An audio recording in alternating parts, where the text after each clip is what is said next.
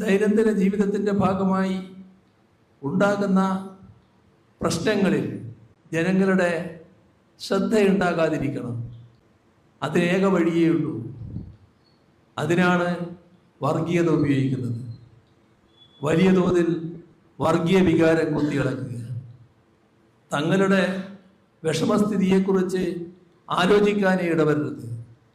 വർഗീയ വികാരത്തിൻ്റെ ഭാഗമായി മറ്റുള്ളവരോടുള്ള വിരോധമാണ്. ആ വിരോധം ആളിക്കത്തിക്കുക, പകയും വിദ്വേഷവും ആളുകളുടെ മനസ്സിൽ നിറയ്ക്കുക. അതാണ് ബോധപൂർവം സംഘപരിവാർ ചെയ്തുകൊണ്ടിരിക്കുന്നത്. അതിലൂടെ തങ്ങൾ ഉദ്ദേശിക്കുന്ന തരത്തിൽ കാര്യങ്ങൾ മുന്നോട്ട് കൊണ്ടുപോകാം എന്നതായിരുന്നു ഇതേവരെയുള്ള RSSൻ്റെയും സംഘപരിവാറിൻ്റെയും BJP ഗവൺമെൻറ്റിൻ്റെയും ചിന്ത. അതിനാണ് ഇപ്പോൾ ഒരു പ്രയാസം വന്നത്.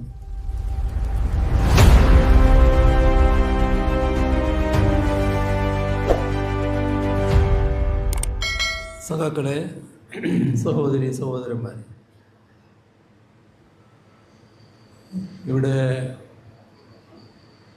എന്തുകൊണ്ടാണ് ഇത്തരം ഒരു പരിപാടി സംഘടിപ്പിച്ചതെന്നതിനെ കുറിച്ച് വിശദമാക്കി കഴിഞ്ഞിട്ടുണ്ട്. നമ്മുടേതൊരു ജനാധിപത്യ സമൂഹമാണ്. ജനാധിപത്യ വ്യവസ്ഥിതിയിൽ ഭരണാധികാരികളുടെ ഭാഗത്തു നിന്ന് തെറ്റായ കാര്യങ്ങളുണ്ടായാൽ സ്വാഭാവികമായും അത് ചോദ്യം ചെയ്യപ്പെടും. ചോദ്യം ചെയ്തുകൊണ്ടുള്ള പ്രക്ഷോഭങ്ങൾ ഉയർന്നു വരും. എന്നാൽ ജനാധിപത്യ ശക്തികളല്ലാത്തവർക്ക്, ജനാധിപത്യം പഥ്യമല്ലാത്തവർക്ക് അത്തരം ചോദ്യം ചെയ്യലുകളോ വിമർശനങ്ങളോ പ്രക്ഷോഭങ്ങളോ അംഗീകരിക്കാൻ കഴിയില്ല. അവർ ധരിക്കുന്നത് അവർ ചോദ്യം ചെയ്യപ്പെടാൻ പാടില്ലാത്തവരാണ് എന്ന്. വലിയ അസഹിഷ്ണുതയോടെയാണ് അത്തരം കാര്യങ്ങൾ ഉണ്ടായാൽ അവർ നേരിടുക. ഇവിടെ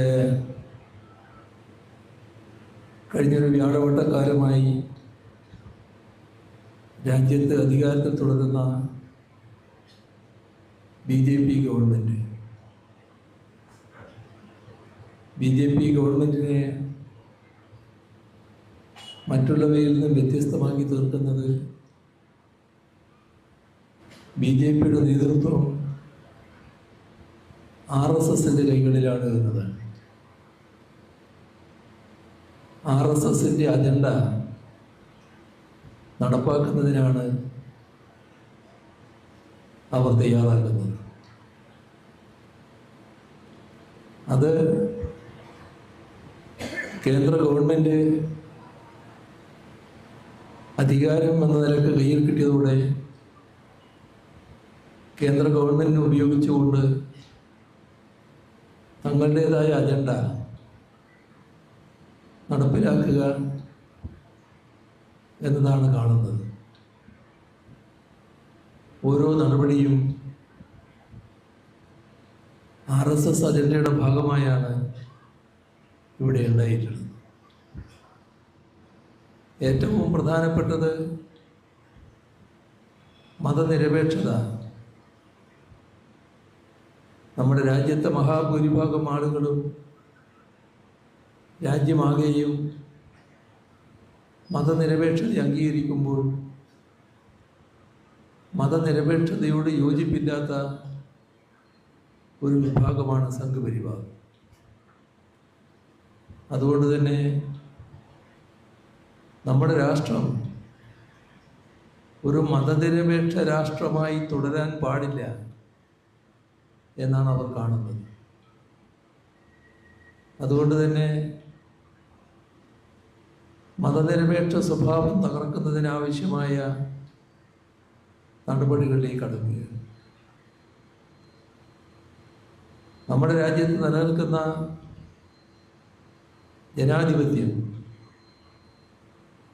ജനാധിപത്യത്തോട്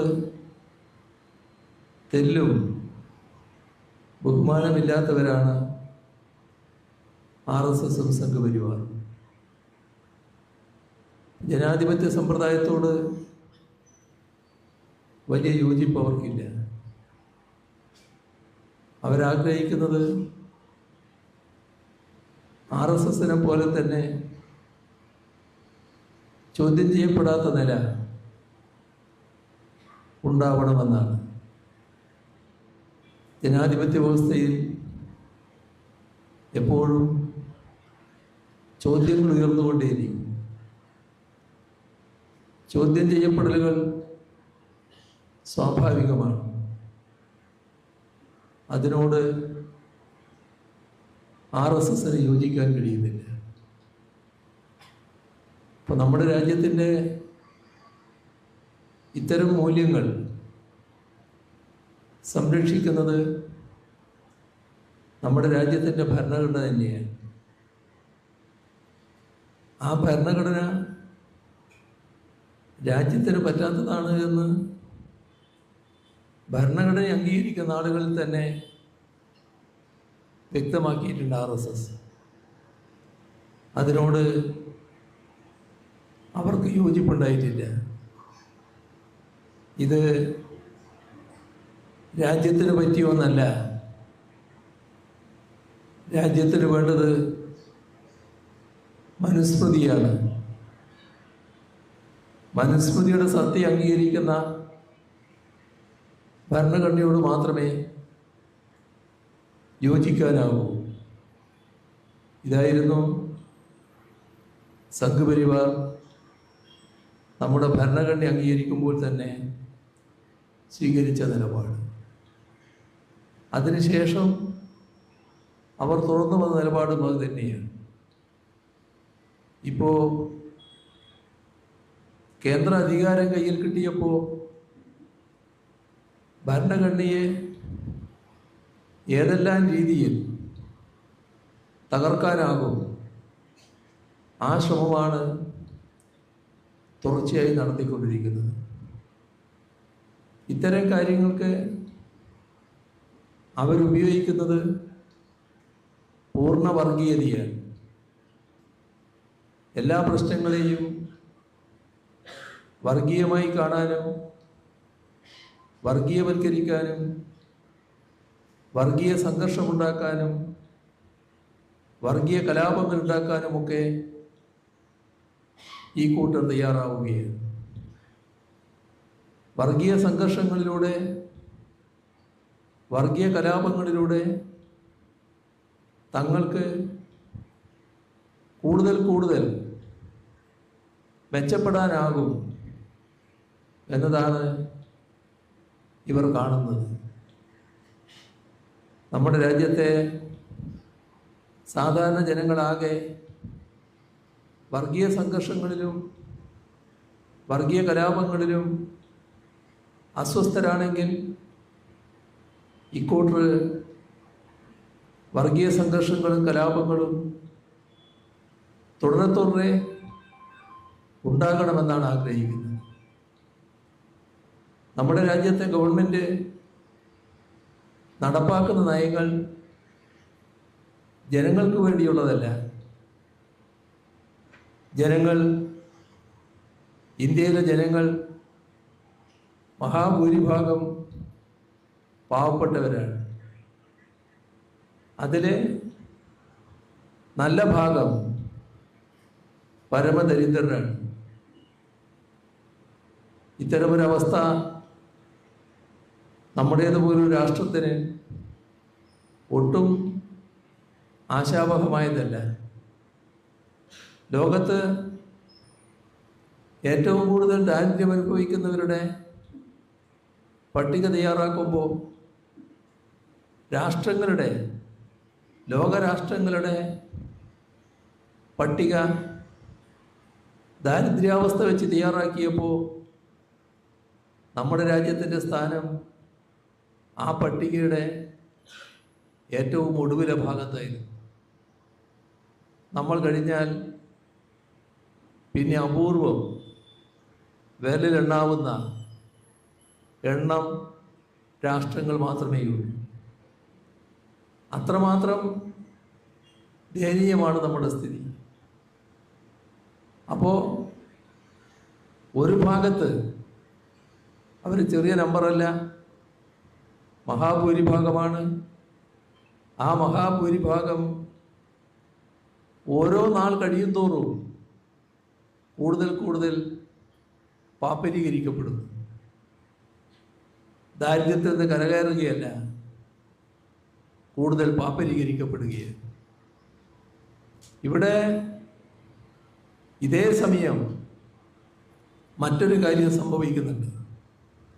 അത് നമ്മുടെ രാജ്യത്തുള്ള അതിസമ്പന്നർ, ആ അതിസമ്പന്നർക്ക് എല്ലാ സഹായവും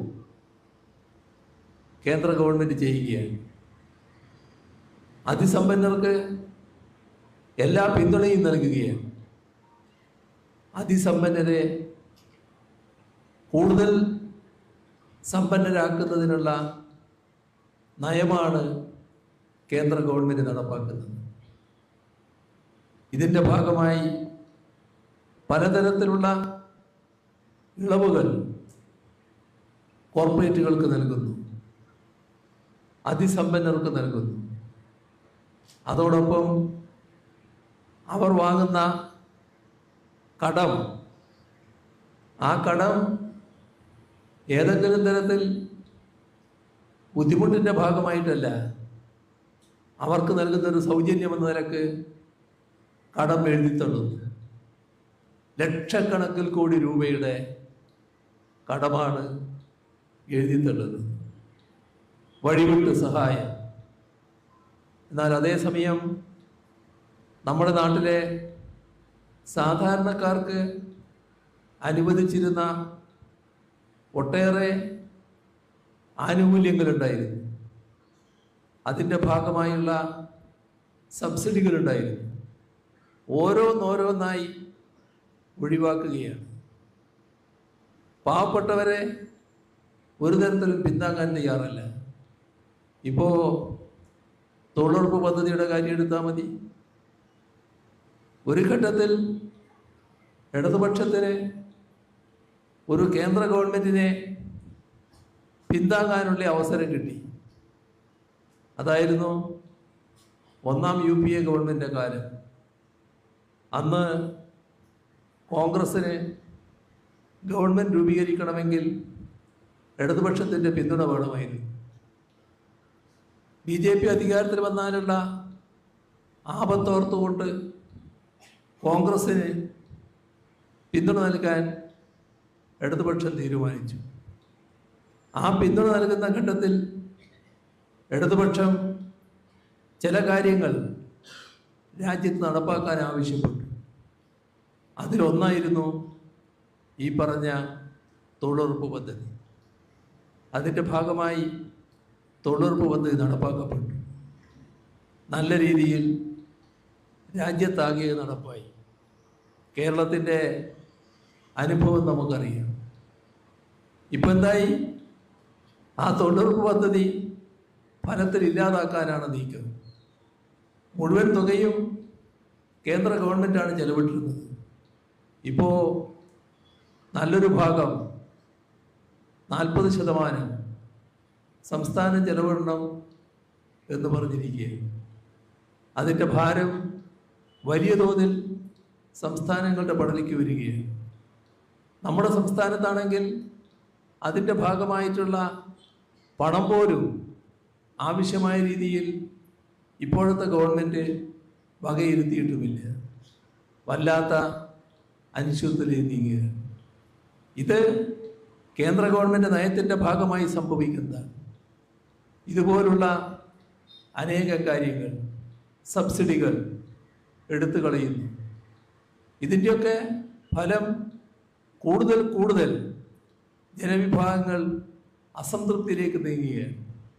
ആ അസംതൃപ്തി വലിയ പ്രക്ഷോഭങ്ങളിലേക്ക് നീങ്ങും. അപ്പോൾ തങ്ങളുടെ ദൈനംദിന ജീവിതത്തിൻ്റെ ഭാഗമായി ഉണ്ടാകുന്ന പ്രശ്നങ്ങളിൽ ജനങ്ങളുടെ ശ്രദ്ധയുണ്ടാകാതിരിക്കണം. അതിനേക വഴിയേ ഉള്ളൂ. അതിനാണ് വർഗീയത ഉപയോഗിക്കുന്നത്. വലിയ തോതിൽ വർഗീയ വികാരം കുത്തിയിളക്കുക. തങ്ങളുടെ വിഷമസ്ഥിതിയെക്കുറിച്ച് ആലോചിക്കാനേ ഇടവരരുത്. വർഗീയ വികാരത്തിൻ്റെ ഭാഗമായി മറ്റുള്ളവരോടുള്ള വിരോധമാണ്. ആ വിരോധം ആളിക്കത്തിക്കുക, പകയും വിദ്വേഷവും ആളുകളുടെ മനസ്സിൽ നിറയ്ക്കുക. അതാണ് ബോധപൂർവം സംഘപരിവാർ ചെയ്തുകൊണ്ടിരിക്കുന്നത്. അതിലൂടെ തങ്ങൾക്ക് തങ്ങൾ ഉദ്ദേശിക്കുന്ന തരത്തിൽ കാര്യങ്ങൾ മുന്നോട്ട് കൊണ്ടുപോകാം എന്നതായിരുന്നു ഇതേവരെയുള്ള RSSൻ്റെയും സംഘപരിവാറിൻ്റെയും BJP ഗവൺമെൻറ്റിൻ്റെയും ചിന്ത. അതിനാണ് ഇപ്പോൾ ഒരു പ്രയാസം വന്നത്. അതിൻ്റെ ഭാഗമായി നാം കണ്ടു നമ്മുടെ രാജ്യത്തെ യുവാക്കളുടെ രംഗപ്രവേശം. ആ കാര്യത്തിൽ യുവജനങ്ങൾ, വിദ്യാർത്ഥികൾ നല്ല രീതിയിലാണ് മുന്നോട്ട് വന്നത്. തെറ്റിനെ ചോദ്യം ചെയ്തുകൊണ്ട് നല്ല ഇടപെടൽ അവരുടെ ഭാഗത്തുനിന്നുണ്ടായി. നമ്മുടെ രാജ്യത്തെ നീറ്റ് പരീക്ഷയുടെ ക്രമക്കേട്, ആ ക്രമക്കേട് അത്ര വലുതാണെന്നാ വിചാരം.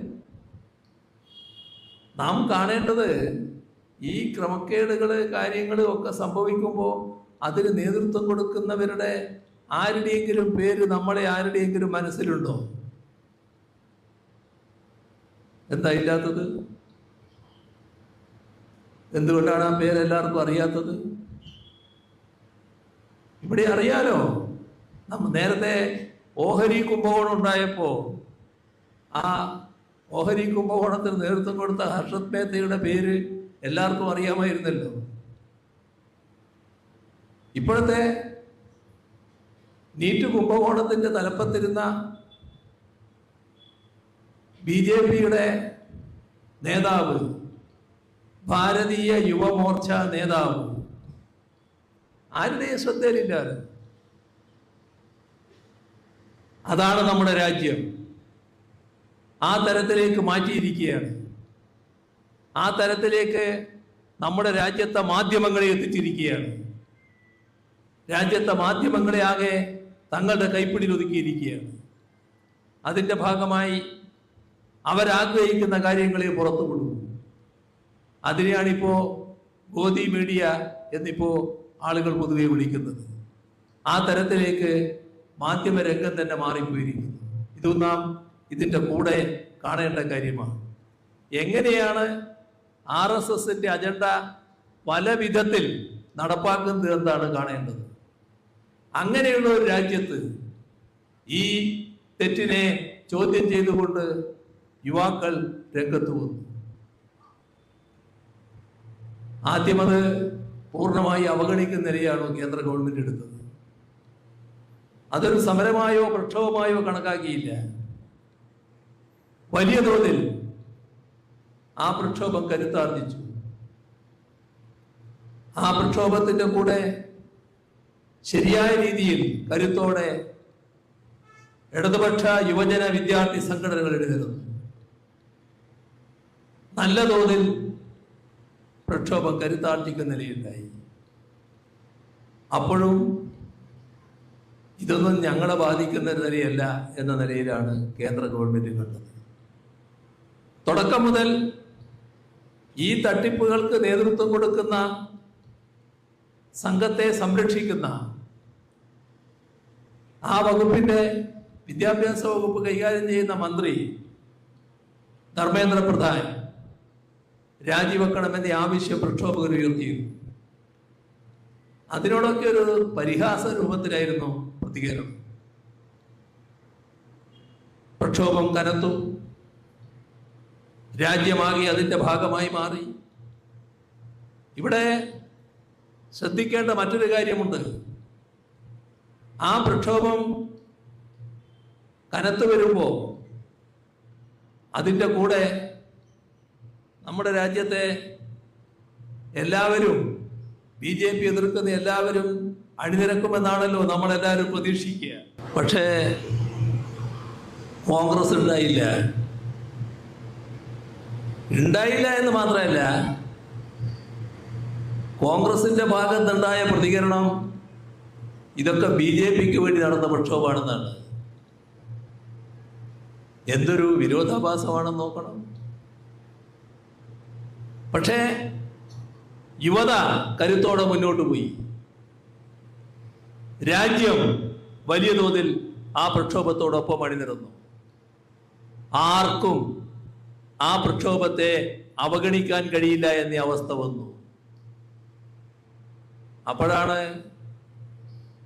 കോൺഗ്രസിന്റെ അഖിലേന്ത്യാ പ്രസിഡന്റിന്റെ ജന്മദിനാഘോഷ പരിപാടി അവിടെ സംഘടിപ്പിച്ചപ്പോൾ അവിടുന്ന് ജാതിയായി പോയി ഈ പ്രക്ഷോഭത്തിന്റെ ഭാഗമാണ് ഞങ്ങളും എന്നവര് കാണിക്കുന്നത്.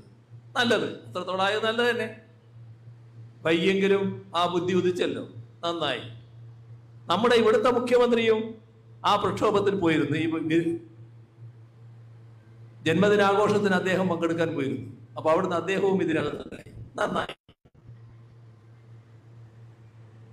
കേന്ദ്ര ഗവൺമെന്റ്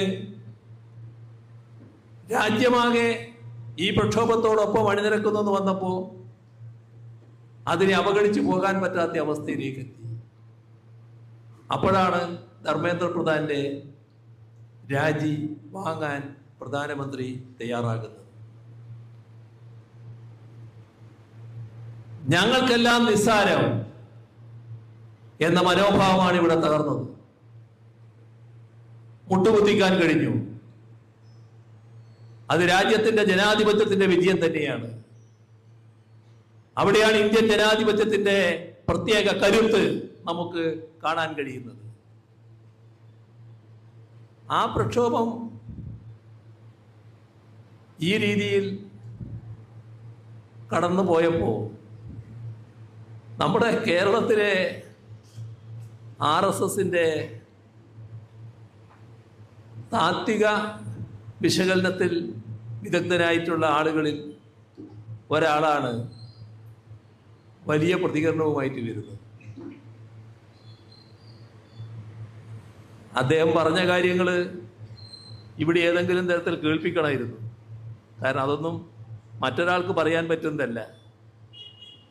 കാരണം അത്ര കണ്ട് വൃത്തികെട്ട കാര്യങ്ങൾ പറയുന്ന ആവർത്തനമാണെങ്കിലും അത് പറയുന്നത് ശരിയല്ലല്ലോ. പക്ഷേ എന്താണ് അയാൾ പറഞ്ഞത് എന്നുള്ളത് ആളുകൾ അറിയണമെങ്കിൽ അത് തന്നെ കേൾക്കണമല്ലോ, എന്നാലല്ലേ അത് കൃത്യമായിട്ട് മനസ്സിലാവും. അയാളായിരുന്നുവെങ്കിൽ ഈ പ്രക്ഷോഭകരെയെല്ലാം വെടിവെച്ചിടുമായിരുന്നു എന്നാണ് പറഞ്ഞത്. അപ്പോ പഴയ ഹിറ്റ്ലറുടെ ആധുനിക രീതി, നാസിസം അംഗീകരിക്കുന്നവരാണ് RSS. ആ ഘട്ടത്തിൽ തന്നെ ഹിറ്റ്ലറെ പിന്താങ്ങിയ ഒരു കൂട്ടരേ ഉള്ളൂ, ലോകത്ത് മറ്റാരുമില്ല.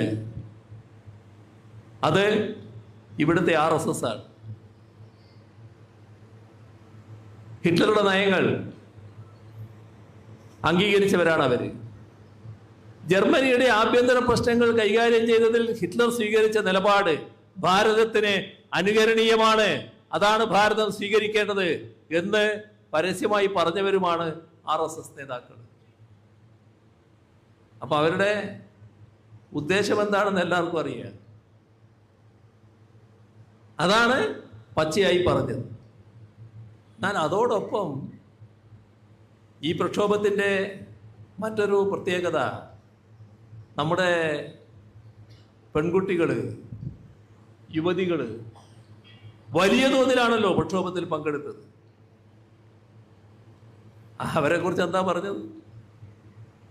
എന്തൊരു ഹീനമായ വർത്തമാനമാണ്. ഞാനാ പറഞ്ഞ അതേ രീതിയിലൊന്നും പറയാൻ ഇപ്പൊ പോകുന്നില്ല. കാരണം ഇതുകൊണ്ട് തന്നെ അതൊന്നും പറയാൻ പറ്റുന്നതല്ല എന്നുള്ളത്. എന്തൊരു വൃത്തികെട്ട മനോഭാവമാണ്.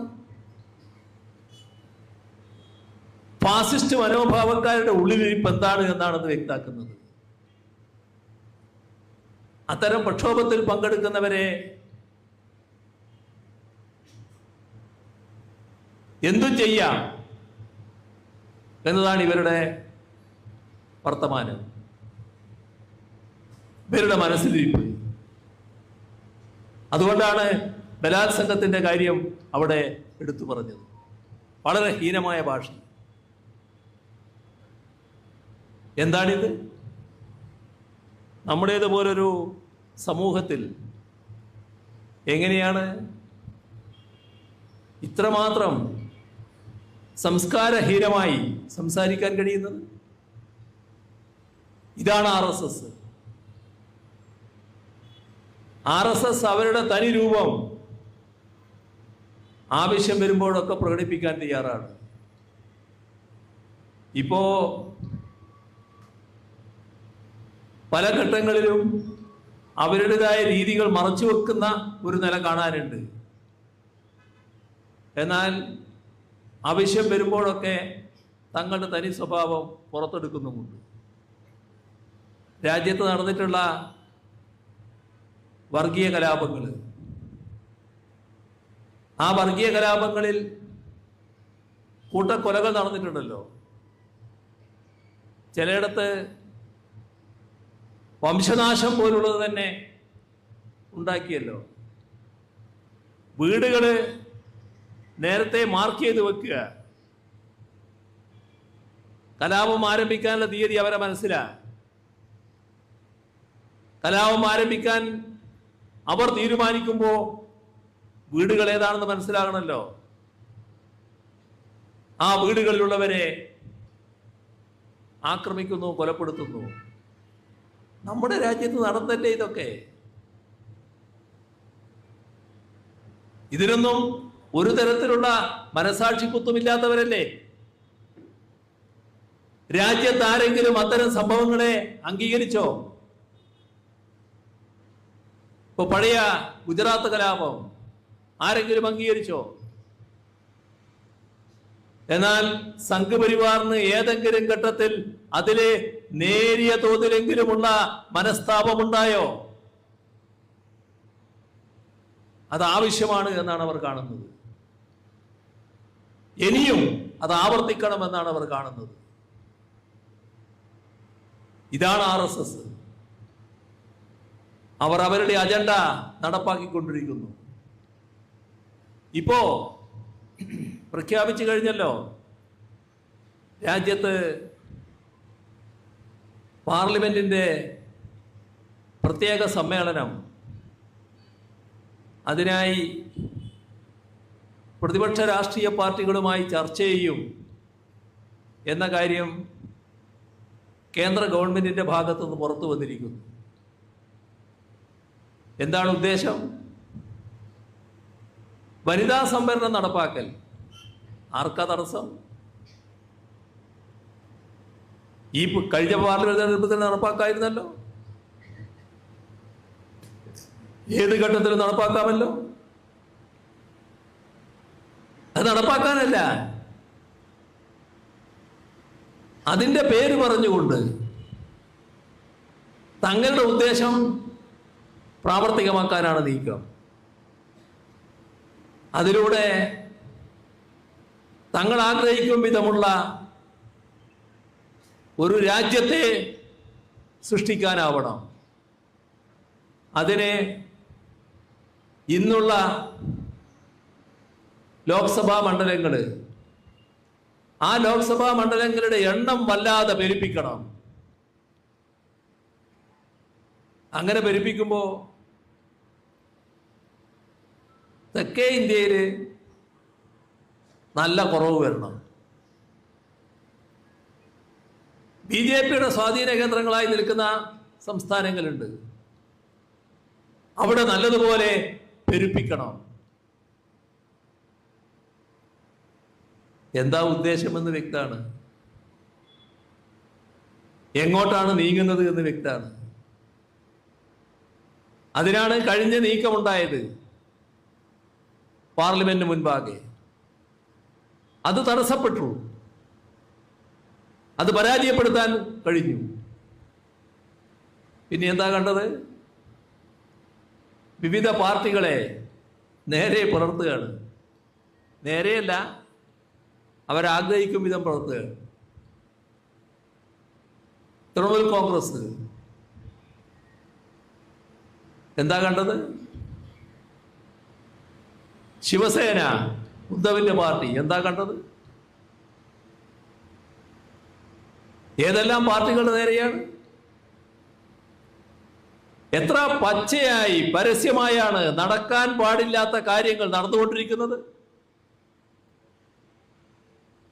ഇതൊക്കെ സ്വയമേവ സംഭവിക്കുന്നല്ലോ. തങ്ങളുടെ അജണ്ട നടപ്പാക്കാൻ എന്തും ചെയ്യും. ഒരു ഭാഗത്ത് കേന്ദ്ര ഗവൺമെന്റിന്റെ അധികാരം, ആ അധികാരം ഉപയോഗിച്ച് ഭീഷണിപ്പെടുത്താൻ പറ്റുന്നവരുണ്ട്. നമ്മുടെ രാജ്യത്ത് കേരളത്തെ പോലെയാണ് എല്ലാ സ്ഥലങ്ങളും എന്ന് കാണുന്നത്. കേരളത്തിലെ രാഷ്ട്രീയക്കാര് ഏറെക്കുറെ എല്ലാവരും, എല്ലാ രാഷ്ട്രീയക്കാരും സാധാരണ മനുഷ്യർ തന്നെയാണ്, അതിസമ്പന്നരായവരല്ല. എന്നാൽ മറ്റു പല സംസ്ഥാനങ്ങളിൽ ഇപ്പോൾ തിരഞ്ഞെടുക്കപ്പെട്ടവരെ നോക്കിയാൽ അവരെല്ലാം മഹാഭൂരിഭാഗം കോടാനുകോടി കയ്യിലുള്ളവരാണ്. വലിയ തോതിലുള്ള വ്യവസായ സ്ഥാപനങ്ങൾ ഉടമകളാണ്. അവരുടെ നേരെ അധികാരത്തിന്റെ ദണ്ഡം കൊണ്ട് ചെല്ലുമ്പോൾ സ്വാഭാവികമായിട്ട് പറയൽ വരും. രാഷ്ട്രീയക്കാർ രാഷ്ട്രീയത്തിന്റെ ഭാഗമായി വരുന്ന എന്തിനേയും നേരിടാനുള്ള കരുത്തോടെയാണ് നിൽക്കുക. ആ കരുത്ത് ഇവർക്കുണ്ടാവില്ല. ഇവർ ചിന്തിക്കുക തങ്ങളുടെ പിന്നിലുള്ള ഈ വസ്തുവകകളെല്ലാം നഷ്ടപ്പെട്ടു പോകുമോ എന്നതാണ്. അപ്പോൾ എളുപ്പമാകുന്നു. വേറൊരു ഭാഗം, നിങ്ങൾ പണമുണ്ടാക്കാൻ ആഗ്രഹിക്കുന്നവരാണോ എങ്കിൽ നിങ്ങളും നിങ്ങളുടെ അടുത്ത തലമുറകളും കൂടി ആഗ്രഹിച്ചാൽ പോലും നേടാത്ത അത്രയും പണം കൊണ്ട് നിങ്ങളെ ഇതാ മൂടുന്നു, നിങ്ങൾ മാറിക്കോ. എന്തൊക്കെ വൃത്തികേടുകളാണ് നടക്കുന്നത്. എങ്ങനെയൊക്കെയാണ് നമ്മുടെ രാജ്യത്തിന്റെ സ്വഭാവം മാറ്റാനുള്ള നീക്കങ്ങൾ നടക്കുന്നത്. എല്ലാറ്റിനും സംഘപരിവാർ നേതൃത്വം ഇതല്ലേ നടന്നുകൊണ്ടിരിക്കുന്നത്.